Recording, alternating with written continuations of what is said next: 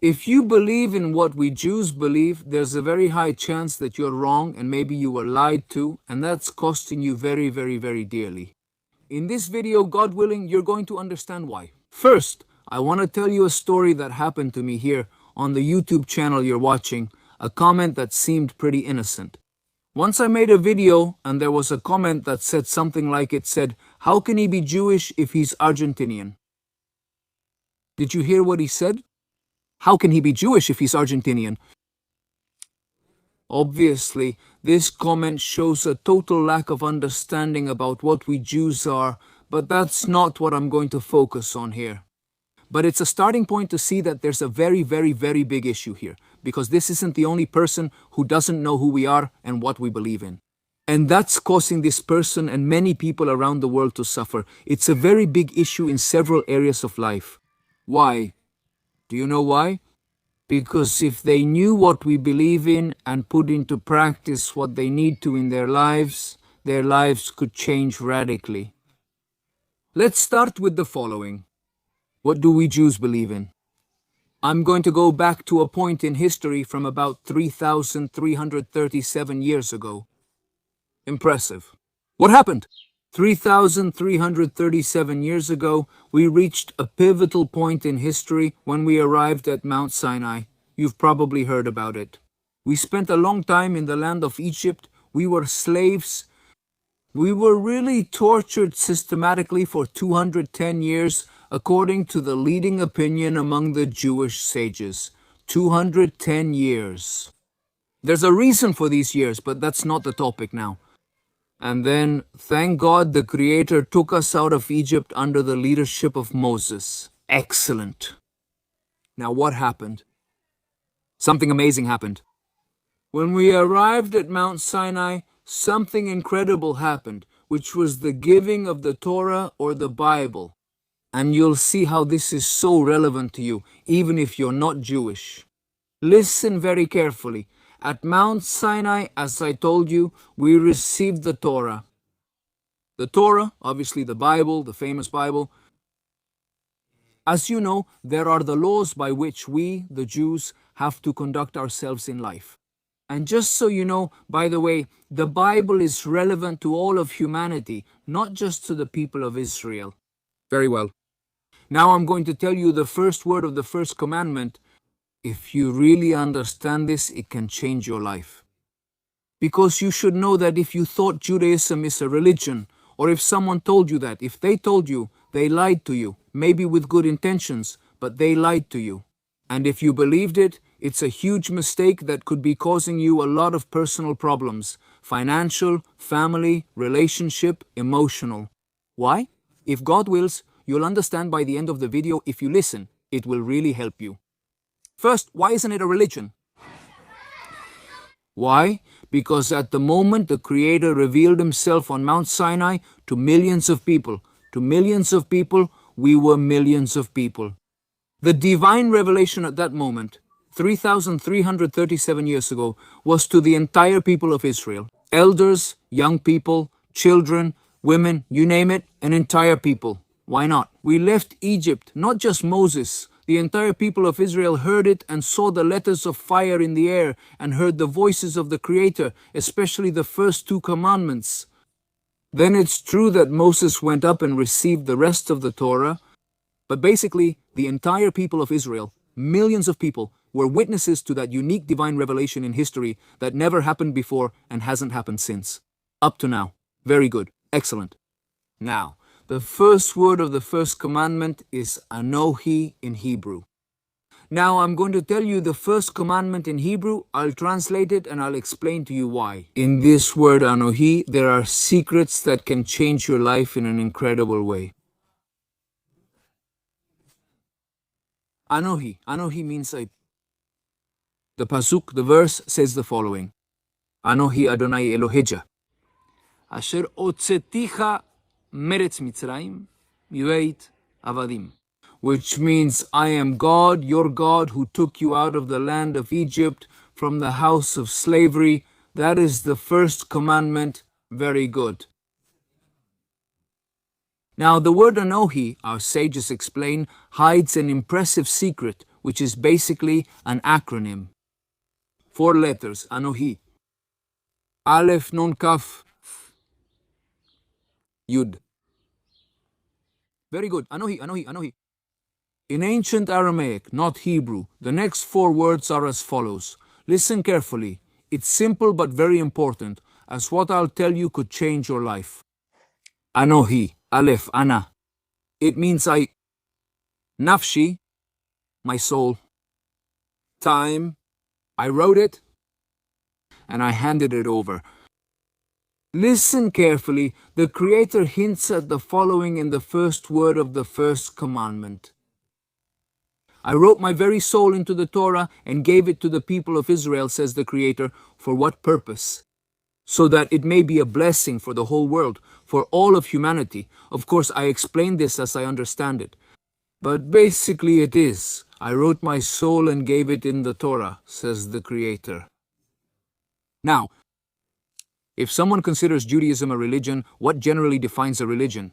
A religion is basically a group of people who believe in something that unites them, something similar, and they have certain rituals. And basically they do them because each religion or each religious group has its own reasons. Obviously that's not the topic of the video, I don't want to dwell on this too much, but basically what I want is to shed light on what we really are. But first, we need to understand what we are not. The people of Israel are not a group of people who, for different reasons, whether geographical, temporary, due to a momentary geopolitical situation, or because there was a leader who decided so, no. It wasn't that which made the people of Israel come together and start performing religious rituals, because there was a human consensus that determined many years ago that we were going to perform a certain series of actions or rituals. No, that's not Judaism. Judaism is not a religion, not at all. Judaism is, as I understand it, first and foremost a people, the people of Israel, the Jewish people, the people of Israel. The people of Israel. I'm going to start, we need a bit of history, but I don't want to dwell too much on the facts. But it's very important that you understand, because this isn't a history class, it's a life lesson. If you understand what I'm going to tell you, problems of all kinds, whatever you want to list, you could write an entire notebook about the types of problems you could have. Why? Either because you were lied to, even if it was with good intentions, or because you misunderstood who we Jews are. For your success, even if you are Jewish, obviously, if you want a lot of blessing, but also if you are not Jewish, it's also an incredible blessing. Listen carefully, the people of Israel. When were they born? Basically, our 3 patriarchs are Abraham, Isaac, and Jacob. Abraham, Isaac, and Jacob. Very good. Patriarchs, very good. Matriarchs. Sarah, Rivka, Rachel, and Leah. Matriarchs, very good. Patriarchs and matriarchs of Jacob. From Jacob came the 12 tribes, the famous 12 tribes of the people of Israel, and those 12 tribes are the people of Israel. In fact, the Creator changed Jacob's name to Israel, therefore we are called the people of Israel, or the children of Jacob.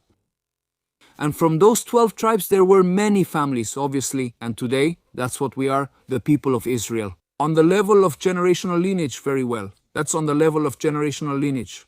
Now, in a political sense, in parallel, the people of Israel, after we were millions who were in Egypt, obviously after the 12 tribes, we left, we spent 40 years in the desert, having received the Torah from the Creator, and after 40 years, we arrived in the land of Israel, to never leave again. Even though there were 2,000 years of exile, a very long time obviously, and we returned, but basically the people of Israel were always rooted in the land of Israel. Basically 40 years after leaving Egypt, to this day, and for eternity, God willing, there is a connection. In fact, our sages explain that the people of Israel, the land of Israel, and the Creator, obviously we are one. With the Torah, obviously the Torah is, as I told you, it is the Creator who basically gives His soul. What is His soul? It is what He wants, what He loves, and what He hates, what He loves and what He detests. It is written in the Torah what He loves, and what He does not want.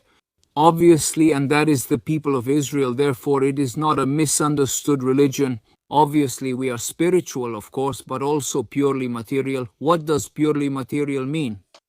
The Creator does not give the Torah to ethereal angels, spiritual forces. The Creator gives the Torah to the people of Israel so that we may be a light to the nations. And we are flesh and blood, we are flesh and blood, we are purely material, we are a soul clothed in a material body. But the whole secret is to elevate this material plane, which is the lowest world of all the worlds that exist. I don't know if you know, but obviously the Creator makes countless worlds, obviously all the planets, all of creation, what we know on a material level, but there are also spiritual worlds. About angels, the Kabbalah explains it in an impressive way, with amazing secrets from the Torah. But basically, this is the lowest world, with the highest potential. Therefore, and here I'm going to tell you a secret, that if you didn't know it, I can give you an amazing blessing. This is a secret. Obviously, this class is a specific class. We could talk for a long time. In fact, if you want, leave me a comment about what you'd like to know. I'd love to know what you'd like to know. Let me close that parenthesis. Now, the secret is the following. The secret is the following. The Creator, in a way, what He gives us is the greatest gift we have, which is, first, the connection with the Creator and free will. Therefore, they go hand in hand. The Creator tells you, obviously I'm saying this in my own words, if you use your free will, your freedom of action, thought and speech to do my will, obviously you are doing the will of the Creator. You can reach a higher level than the angels. Keep in mind that angels are spiritual forces. They are not the cartoon characters with two little wings. That obviously is not Judaism, it's not something real. Obviously, angels are spiritual forces that the Creator sends to this world, and obviously all of creation. To bring His world to a better place, they are messengers of the Creator to bring His world to a better place. Now, if you use free will, you can reach levels that an angel cannot reach. An angel can be, I don't know, millions of times bigger than planet Earth. It's amazing to think about. And yes, you can be someone short, small, tall, it doesn't matter. You can reach a spiritual level much greater than a gigantic angel. Why? Because someone spoke badly to you and you kept quiet. For example, you didn't answer them, or someone did something negative to you and you judged them favorably. Giving them the benefit of the doubt, that's impressive. Or did you give someone a good word of encouragement, serve someone a glass of water, even though you were tired, you got up from your chair and gave someone something to eat? At work, did you help someone? In your studies, did you give your notes to a classmate? Did you help your grandfather or grandmother, your mom, your dad, your son or daughter, your grandson or granddaughter? In other words, did you do something good to make this world a better place, to do the will of the Creator, with great joy, with a heart that, God willing, is perfect? You've reached heights even angels can't, since they lack your spiritual connection. That gift that the Creator gives you, and that allows you to connect with the Creator. Now, I'm going to move on to the second commandment, basically, which says like this in Hebrew, and then I'll translate it, Lo yel eja Elohim ajerim al panai. You shall not have idols before me. That is, basically, I'm translating it freely, basically what the Creator is telling you. The second commandment is, you and I have a pure, clean, direct connection. Don't look for intermediaries.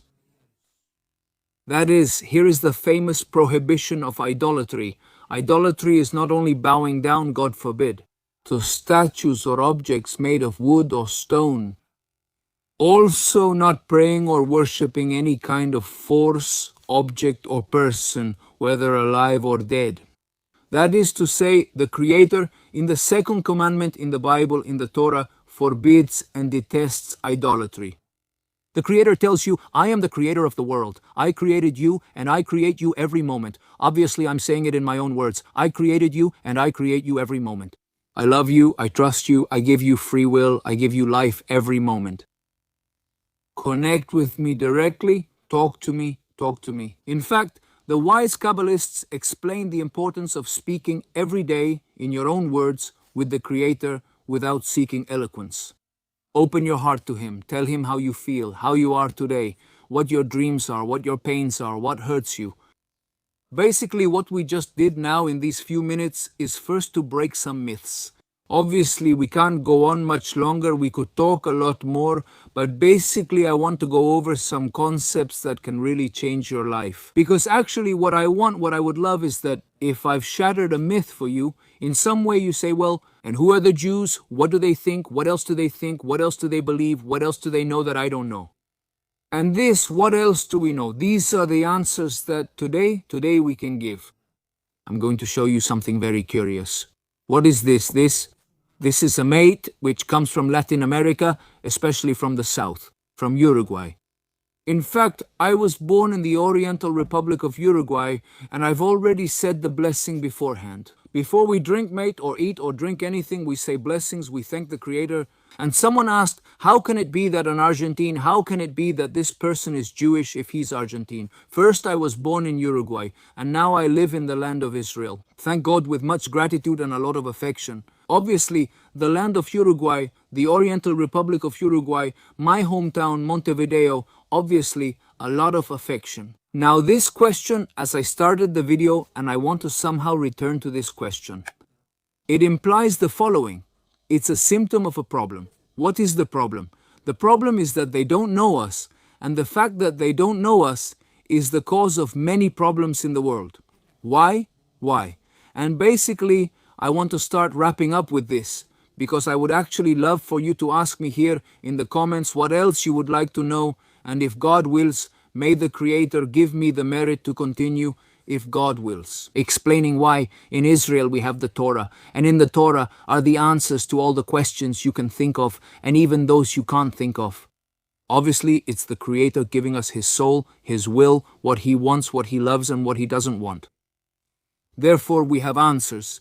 In fact, when I tell you I am in the land of Israel, and it's time for the world to know us. A few years ago, not so long ago, even fewer people knew us. There were no social networks. And obviously today, thank God, there are many more possibilities. But basically today, the fact that the people of Israel have returned to their land and the people of Israel are in the land of Israel, we really have to deal with agricultural problems, with problems of war, economic problems, technology, spiritual issues, or other kinds of issues. With people or groups or countries that don't like us. That is, whatever you can think of, the people of Israel as a people, not as a religion. As a people who follow the Torah, it's obviously not just a religion. It's something, as I told you, something human, a human group that comes together, the people of Israel who, on the level of millions, experience the revelation of the Creator. Not that someone told us, no, someone told us, the people of Israel, and it's written. The sages explain that the Neshamot, the souls of the people of Israel, and the converts who joined the people of Israel from all generations ascended Mount Sinai. All the souls, 600,000 root souls, which branch out into the souls of all humanity, millions and millions, but there are 600,000 root souls. We were all there, we all heard the voice of the Creator, we saw the Hebrew letters in the sky, it was impressive. So, in some way, when I tell you that the Torah gives us answers to anything you can think of, business matters, financial matters, warfare, how to deal with enemies, health matters, anything you can think of, anything at all, relational, emotional, psychological, whatever you want, the Torah has all the answers, thank God, because the Creator, who is the one who made us, knows us much better and loves us much more than we love ourselves. One of our sages says, our sages explain it's impressive. They give us the answer. We have to study, open the books and study what the sages explain. So, tell me here in the comments, what would you like to know? Tell me what you thought about this class. What resonated with you? What makes you curious? And know that here, obviously, it's not just something someone says, something I heard. And really, that unfortunately gives a person a lot of insecurity. And honestly, it's not something healthy. The people of Israel, we have now, I'm going to translate, a complete faith and absolute confidence in the Creator, in His existence, in His constant divine supervision, that the Creator loves you, trusts you. Every morning, we Jews say, when we wake up, we thank the Creator, the famous 12 words. We get up, we thank the Creator for returning our soul to us, And then we say, Rabba Emunateja. Great is your faithfulness, your faith, God in me, your faithfulness, God with me, God loves you, He trusts you. Simply connect with Him. Talk to the Creator without intermediaries. Talk to the Creator, open your heart, tell Him how you feel, what's happening to you, what your dreams are. And really, the fact that you connect with the Creator, that will give you a much purer, much more real faith. The connection with the Creator gives you the possibility and the gift to perfect His world. The Creator created this world imperfect from the beginning. Why? So that you and everyone else can correct it. That is a great gift that the Creator gives us. Well, may everything be filled with many blessings, and tell me in the comments, what would you like to know more about? Bye.